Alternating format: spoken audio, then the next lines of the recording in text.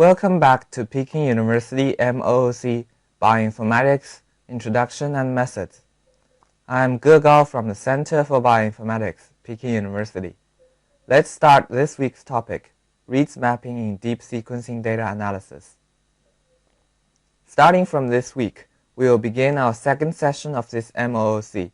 In this unit, we will focus on deep sequencing data analysis and illustrate how to adjust the classical methods and introduce new computational tools by examining the specific problems.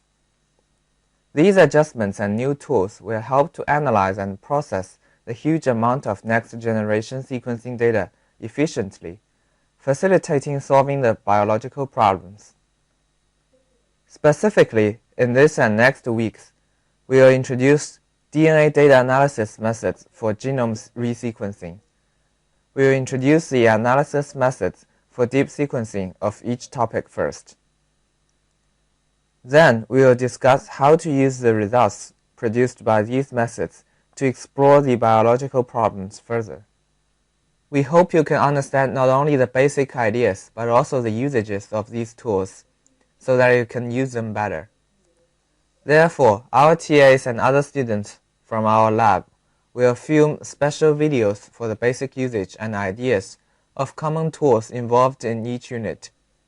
These videos will be uploaded as supplementary learning materials. You are encouraged to think and discuss with other students and TAs in forums.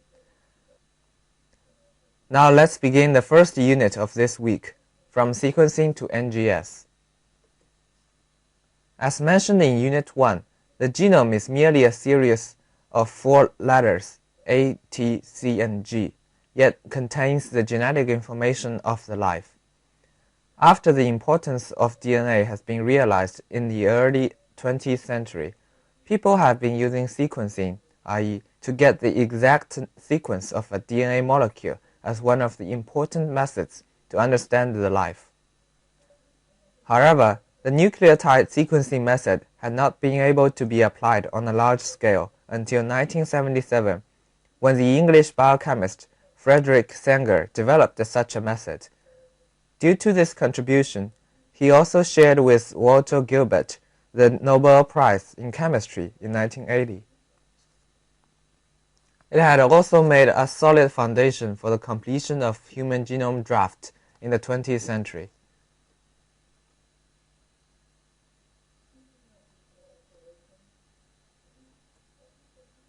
The wide application of Sanger sequencing made it possible to sequence the genome on a large scale.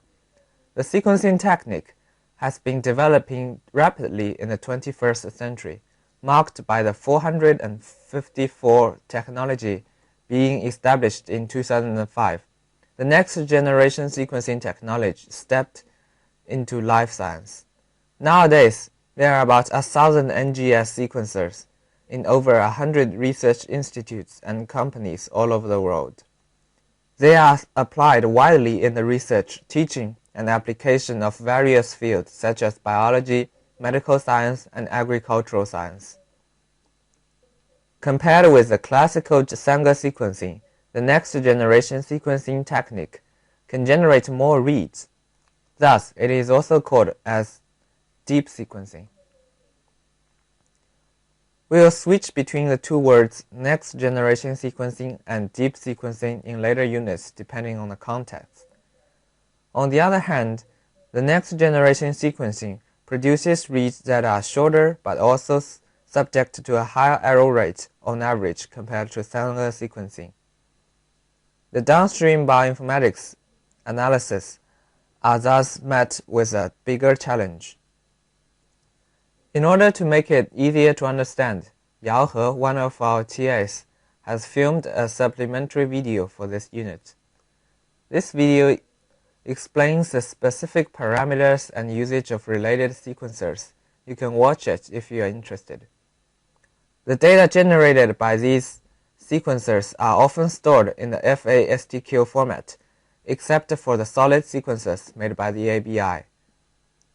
Each read has its own nucleotide sequence and the quality information for each base stored in this format. To make it human readable, the quality of sequencing at a single base Q is denoted as -10 times the degenerate logarithm of the probability this base is called erroneously. In other words, when Q is 20, the probability this base is called erroneously is 0.01. The Q values are further encoded into ASCII2 characters and stored in FASTQ files. The reliability of the base symbols can thus be inferred by the corresponding quality information. Empirically, bases with a Q value less than 20, i.e. the probability the base is called erroneously is larger than 0.01, are considered not reliable. If such bases make up more than 20% of a read, this read might be discarded. Also, to avoid the problem brought by the short length of the reads, the next generation sequencing has applied the pair-end reads. Coming from the two ends of a longer DNA segment, the two names in each pair of paired-end reads will be appended with /1 and /2.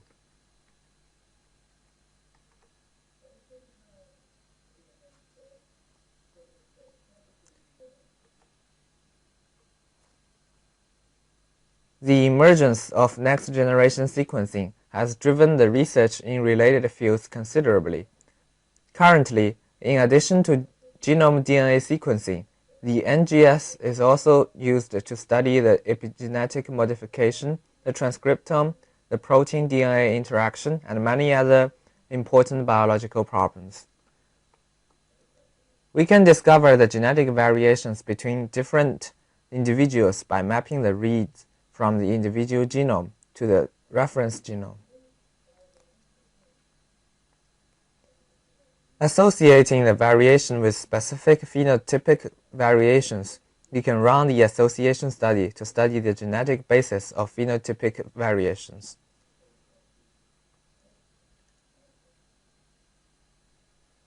This will provide important clues for the study of the mechanism and thus the diagnosis and clinical treatment plan of genetic diseases.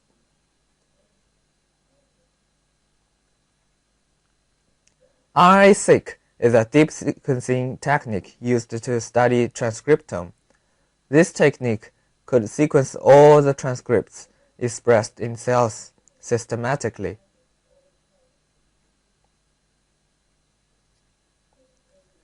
RNA-seq technique allows research scientists to reconstruct the transcriptome quickly and thus identify alternative splicing isoforms.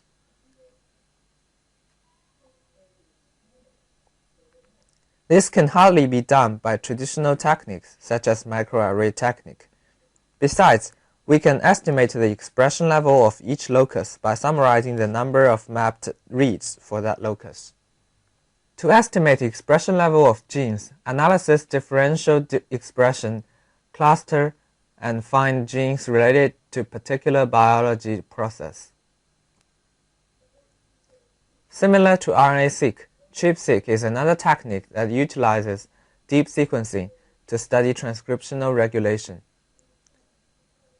Different from RNA-seq, ChIP-seq uses deep sequencing technique to sequence the DNA segment bound to a specific antibody. The sequencing result can thus be used to infer the protein-DNA interactions. By selecting different antibodies, the ChIP-seq technique can be used to detect binding sites of transcription factors or specific chromatin modification regions. Thus, this technique is widely used in studies of transcriptional regulation and epigenetics. That's all for the deep sequencing technique and its main application. In next unit, we will introduce the first step of deep sequencing data analysis, reads mapping.